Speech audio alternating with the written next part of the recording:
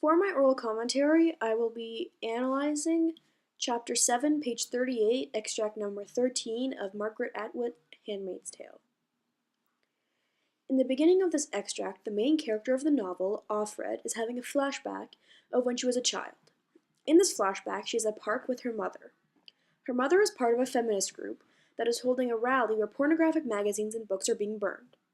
When young Offred found out what was going on at the park, she became upset, although the flames caught her attention. All of this is going on in the society before the Republic of Gilead.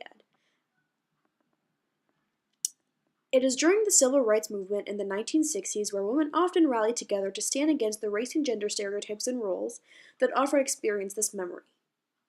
As the text goes on, Offred is snapped back to the Republic of Gilead when she no longer remembers the rest of her story. She questions where her memories have gone and what has caused this. She's then woken up from this sort of lucid dream to a room where she remembers screaming yet feeling like she was whispering. She begins asking for her mother. A woman shows her a picture of her mother that infuriates Offred because she realizes that her mother is dead and that the society she has woken up in has killed her. The author creates a powerful and happy atmosphere in the first part of this extract. She indicates that the flames shot high and their faces were happy, ecstatic almost. She indicates that even Offred's mother was cheerful like a Christmas card. This atmosphere indicates this was a happier time for Offred. This flashback evokes an emotion of happiness and relief for the readers in Offred because the joy of her mother and the purpose of the rally empowers us and inspires us to fight against the gender inequalities of our own time. In Offred's case, the inequality is enforced by the Republic of Gilead, and in our case, fighting against everyday injustices against women around the world. In the second half of the extract, the atmosphere becomes hazy and confused. The author portrays these emotions by indicating that there was no night or day, just flickering. Even the picture of Offred's mother is hazy and unfamiliar.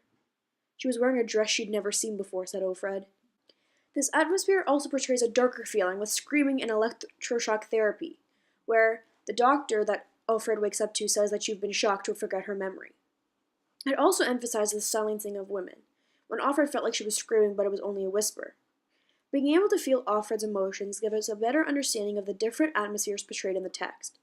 This entire novel is seen through the eyes of Offred, and therefore portrays her emotions towards her situation.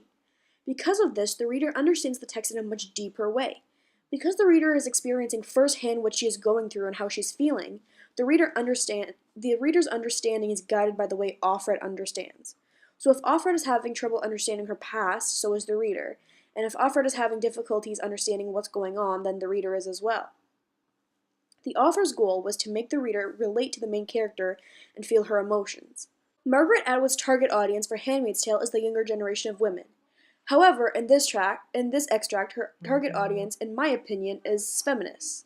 It is clear that this is her targeted audience to me when Offred talks about when women and men are burning pornographic magazines. The magazine handed to Offred by the other woman pictured a pretty woman on it with no clothes on, hanging from the ceiling by a chain wound around her hands.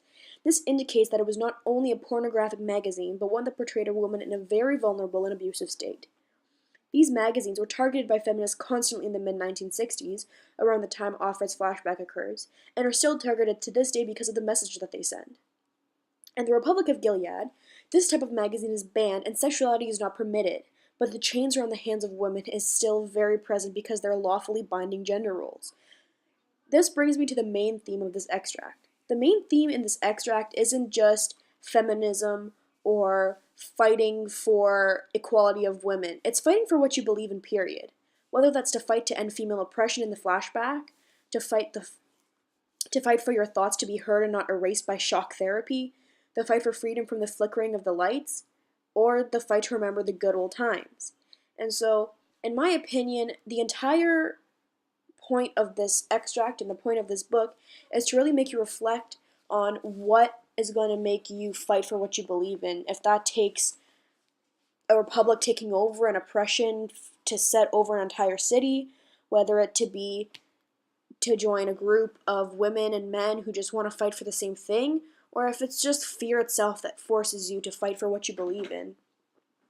And so I believe that this extract by Margaret Atwood really indicates the strength of the mind of a person and how someone's thoughts who may have been erased by shock therapy can come back and kind of spark a fire inside of you to fight for what you believe in. Thank you for listening to my oral commentary analysis on Chapter 7, page 38, Extract 13 of Margaret Atwood's Handmaid's Tale. I hope that I have been able to provide you with some sort of insight on my opinions on the book, and hopefully I've clarified the book for you. Thank you very much, and I hope I get a good grade on this.